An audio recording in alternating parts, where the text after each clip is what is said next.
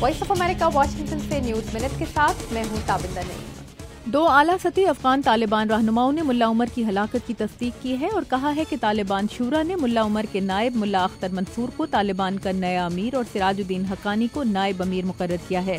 پاکستانی وزارت خارجہ نے افغان حکومت اور طالبان کے درمیان جمعے سے شروع ہونے والے امن مذاکرات کے ملتوی ہونے کا اعلان کیا ہے۔ 1993 کے ممبئی دھماکوں میں مبینہ طور پر ملوث یعقوب میمن کو بھارت کے شہر ناگپور میں پھانسی دے دی گئی ہے۔ بھارتی سپریم کورٹ نے ان کی رحم کی اپیل مسترد کر دی تھی۔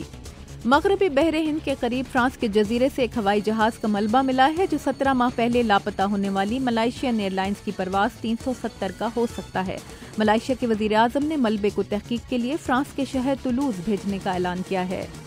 امریکی شہر فلاڈیلفیا میں طبی ماہرین نے اعضاء کی پیوند کاری کے ذریعے 8 سالہ بچے زیون ہاروی کے دونوں ہاتھوں کا کامیاب ٹرانسپلانٹ کیا ہے۔